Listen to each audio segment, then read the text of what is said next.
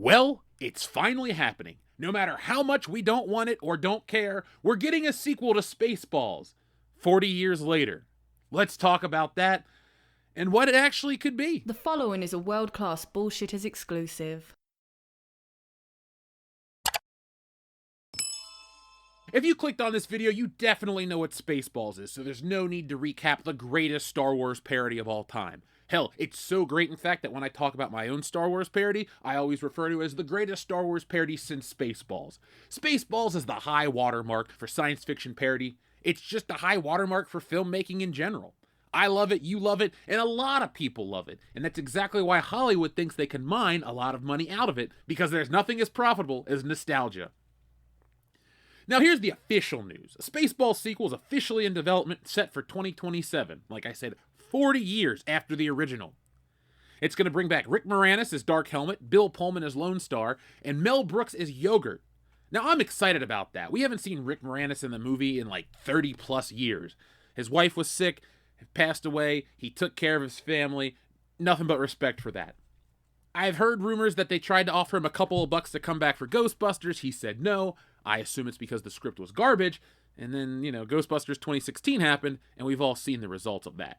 We're also going to get Lewis Pullman, Bill Pullman's son, joining the cast, and Keke Palmer, which, I don't like Keke Palmer, and most people don't either. Maybe she's going to make fun of Rey, or all the other independent, strong female characters. Now, I don't know the plot, you don't know the plot, but it's described as a non-prequel, non-reboot sequel with reboot elements. I don't know what the hell that means, but it sounds interesting. Look, folks, I'm trying to stay optimistic here. Spaceballs lives in this category of it's perfect. There's one great movie, that's all she wrote, and that's it. You just think about Spaceballs, the movie. A lot of legacy sequels or sequels with big time gaps are hit and miss. A lot of them have been pretty terrible. You got films like Independence Day Resurgence, Terminator Dark Fate, Jurassic World, Son of a Mask, Ghostbusters Afterlife, Rise of Skywalker, and you might be saying to yourself, I love the Ghostbusters Afterlife film. It's fun, but it's not as good as the original. And after Frozen Empire came out, I kind of lost a little bit of the love I had for Ghostbusters Afterlife. But this is a Spaceballs video. I think what everyone is expecting and hoping is for this movie to be a raw ripping of the Disney Star Wars trilogy, because nobody really likes those movies. Everyone likes to act like if you don't like them, you're a terrible, bigoted person, but in reality, if you have two eyes that work, two ears that work, and a brain that works, you realize that movie's a big old piece of BS and it's not world class. Personally, I would love to see them just rip into the Disney Star Wars trilogy, but that itself is a parody of Star Wars. What are you going to do, have another Mega Maid? Have Old Man Lone Star without barf? It just seems like if they go down that path, it's low-hanging fruit, because the thing that they're making fun of is pretty much trash as it is. Now, that doesn't mean I wouldn't laugh at it, but it's been done before. A while back, when I made the video discussing the possibility of this sequel and how I was dreading it, well, I was a lot more negative on the idea. And while I'm still hesitant, the trailer that dropped was pretty damn good. It got a lot of chuckles out of me, and it instilled a lot of hope and optimism. Then I realized there's History of the World Part 2 that came out a few years back on Hulu, and that is god-awful. So now I find myself dreading Spaceballs 2 just a little more. Plus the addition of Josh Gad. Well, maybe we shouldn't make a Spaceballs 2. Dark Helmet is back, Lone Star is back, Yogurt's back. Though personally I want to see President Scroob, he's my favorite character of the two. But I don't think the magic and the spark will be there.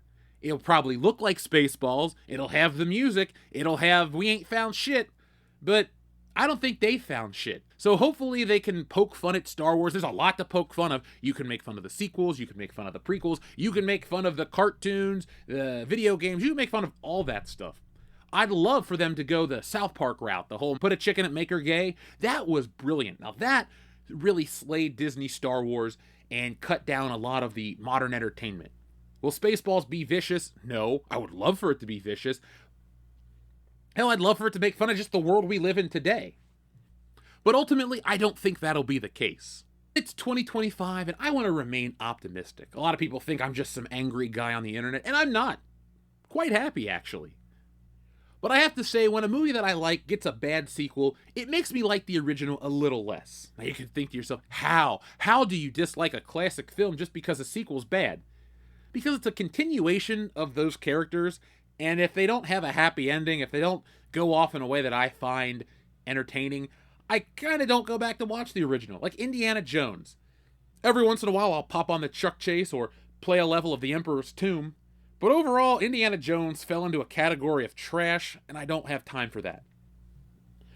Spaceballs sits in rarefied air, and I know a lot of people feel that way too. I want to know what you guys think about the Spaceballs 2 sequel, the announcement of Dark Helmet, Kiki Palmer, all this other crap. Here are your 3 questions for today. 1, are you excited for a Spaceballs 2? 2, of the original cast members that are returning, who is your favorite and why? And 3, what are you dreading the most?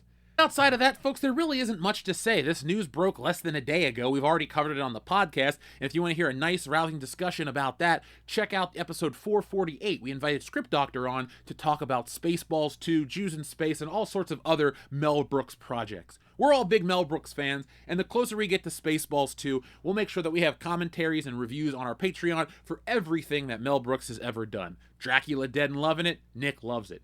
Robin Hood Men in Tights, it's like Spaceballs, so you probably love that one too. I know I do, even though I don't watch it very much. Ultimately, at the end of the day, I'd love to be wrong. I'd love for this movie to be amazing, incredible, and make me laugh till I cry. But it is making me move very quickly because I want to make sure that there's no crossover between Stealing Solo 3 and Spaceballs 2. So I'm going to get Stealing Solo 2 done for this year and Stealing Solo 3, Frankenfisher, The Bride of Solo, done for next year. Because I have a lot to say about modern entertainment, a lot of Star Wars entertainment, stuff like that in these books. And I don't want to be late to the party. I want to be Spaceballs to the punch.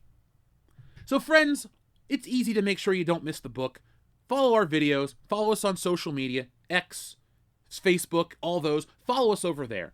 We're trying to reach our new goal of 20,000 followers on Twitter by the end of the summer. So summer officially starts in a week, and the heat is on. We want to hit 20K by the end of the summer, and we only need 1.2 thousand more. So if you use X and you're not following us, what the hell are you doing? The video's over. Go over, follow us on X, get some more world-class content, and get involved. It's another way to interact with us here on the channel. We love to hear what you guys have to say to us, and we make it a lot of fun.